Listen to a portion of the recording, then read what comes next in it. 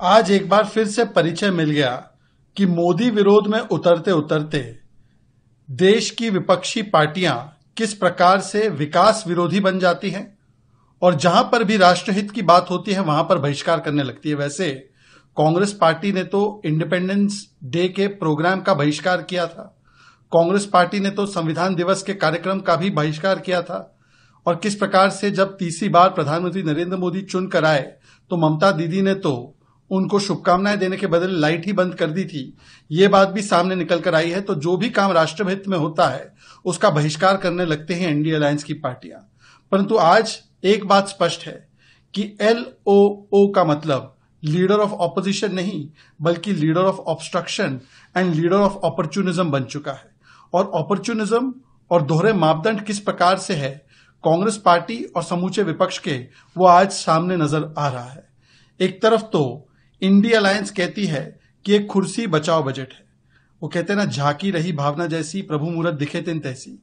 जो स्वयं अपने कार्यकाल में इस प्रकार के बजट देते होंगे वो ये आरोप लगा रहे हैं कि सब कुछ जो है बिहार और आंध्र प्रदेश को दे दिया।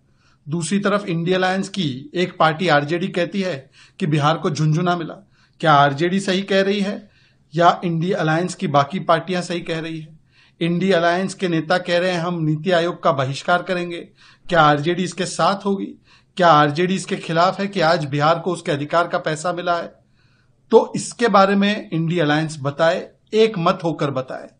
कांग्रेस पार्टी के मैनिफेस्टो को भी अगर आप देखेंगे जो पिछले चुनाव में उन्होंने दिया, उसमें केवल आंध्र प्रदेश का ही जिक्र था और किसी राज्य का जिक्र नहीं था। तो क्या यह माना जाए कि कांग्रेस का मैनिफेस्टो बाकी राज्यों के साथ अन्याय कर रहा था?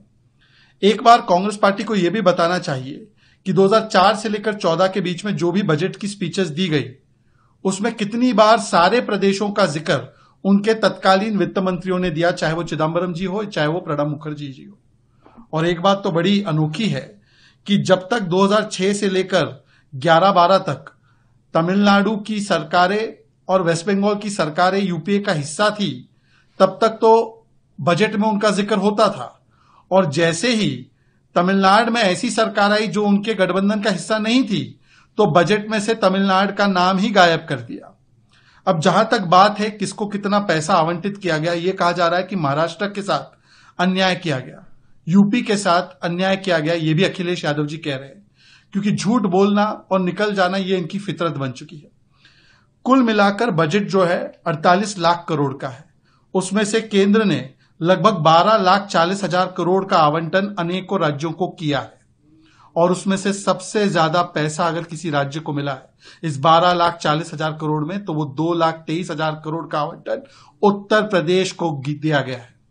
इसके बाद हम देख सकते हैं कि मध्य प्रदेश को 97,000 करोड़ का आवंटन किया गया है, पश्चिम बंगाल को 93,000 करोड़ का आवंटन किया गया है, महाराष्ट्र को 78,786 करोड़ का आवंटन किया गया है। इसका मतलब साफ है, अगर राजनीतिक दृष्टि से देखते तो पश्चिम बंगाल को कम पैसे दिए जाते और बाकी जहां चुनाव है वहां पर ज्यादा दिए जाते। और महाराष्ट्र के विषय में जो झूठ फैला रहे हैं, महाराष्ट्र को न केवल 78,000 करोड़ रुपीस बजट में आवंटित हुआ है, उसके अलावा लगभग 8,000 करोड़ रुपए के स्पेशल प्रोजेक्ट मिले हैं, लगभग 76,000 करोड़ का पोर्ट वधावन पोर्ट मिला है। और इसके अलावा भी आप देख सकते हैं कि 2004 से 14 के बीच में महाराष्ट्र को रेलवे के लिए केवल 1,100 करोड़ मिलते थे, आज महाराष्ट्र को 2024 में केवल रेलवे के लिए 15,000 करोड़ से ज्यादा मिला है।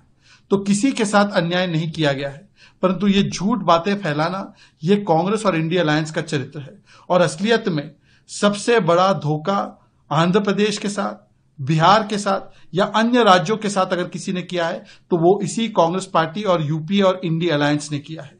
2004 से 14 के बीच में महाराष्ट्र को बजट के अंदर 2012-13 के बजट में केवल 15,000 करोड़ रुपए दिए गए, आज 78,000 करोड़ रुपीस दिए गए। अखिलेश जी, उत्तर प्रदेश को 2012-13 के बजट में यूपीए ने केवल 59,000 करोड़ रुपीस दिया था, आज 2,23,000 करोड़ रुपीस दिया गया है, जो पिछले बजट से भी ज्यादा पैसा दिया गया है।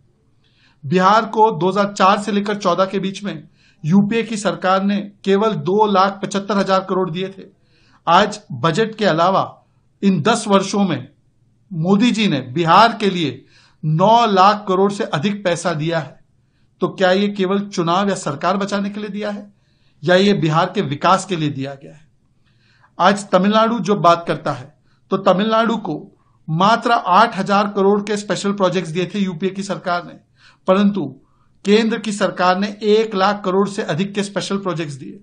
तमिलनाडु को कुल बजट या पैसा जो आवंटित किया गया, जो यूपीए के जमाने में केवल 1,60,000 करोड़ था, वो 5 लाख करोड़ से अधिक था। कर्नाटका में भी इसी प्रकार से 2004 से 14 की तुलना में 14 से 24 में 3.5 टाइम ज्यादा पैसा दिया गया।